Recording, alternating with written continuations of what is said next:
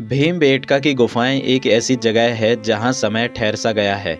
यहाँ की दीवारों पर उकेरे गए चित्र आपको हैरान कर देंगे। मध्य प्रदेश के रायसेन जिले में स्थित भीमबेटका की गुफाएं न केवल भारत बल्कि पूरे विश्व की एक अनमोल धरोहर है। यह स्थल हजारों वर्षों से मानव सभ्यता के विभिन्न चरणों का साक्षी रहा है।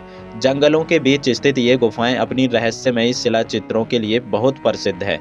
भीमबेटका की गुफाओं का पहला उल्लेख 1957 में हुआ, जब डॉक्टर विष्णु श्रीधर ने इन्हें खोजा। एक यात्रा के दौरान जब वे ट्रेन से जा रहे थे, तब उन्हें दूर से यह पहाड़ी संरचना असामान्य लगी।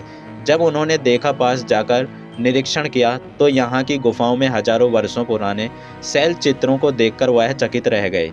बाद में अनुसंधानों से पता चला कि यह स्थल 30,000 से 40,000 साल पुराना है।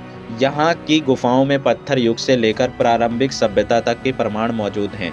इन गुफाओं को 2003 में यूनेस्को द्वारा विश्व धरोहर स्थल के रूप में मान्यता दी गई। भीमबेटका की गुफाओं में लगभग 750 गुफाएं हैं, जिनमें से 500 गुफाओं में शैल चित्र पाए गए हैं। ये चित्र लाल, सफ़ेद, पीले और हरे रंगों से बनाए गए हैं। वैज्ञानिकों के अनुसार ये रंग प्राकृतिक खनिजों और पौधों से प्राप्त किए गए थे। इन चित्रों में मुख्य रूप से शिकार, नृत्य, युद्ध, पशु पक्षियों और दैनिक जीवन के दृश्य उकेरे गए हैं। कुछ चित्रों में मानव आकृतियों को शिकार करते हुए, सामूहिक नृत्य करते और जंगली जानवरों से लड़ते हुए दिखाया गया है। ये चित्र हमारे पूर्वजों की सामाजिक व्यवस्था और उनकी जीवन शैली को दर्शाते हैं। भीमबेटका का नाम महाभारत के महाबली भीम से जुड़ा हुआ है। लोक कथाओं के अनुसार जब पांडव अज्ञातवास में थे, तब भीम ने कुछ समय के लिए यहाँ शरण ली थी।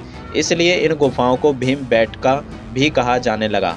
भीमबेटका की गुफाएं अभी भी कई रहस्यों को समेटे हुए हैं। शोधकर्ताओं का मानना है कि यहाँ अभी भी कई अज्ञात चित्रों और मानव सभ्यता के अनछुए प्रमाण छुपे हो सकते हैं।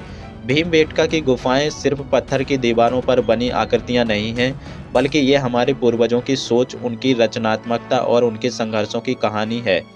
यह स्थल मानव सभ्यता की विकास यात्रा का सजीव प्रमाण है। भीमबेटका की गुफाएं हमें यह संदेश देती हैं कि इतिहास केवल किताबों में नहीं, बल्कि प्रकृति की गोद में भी बसा हुआ है।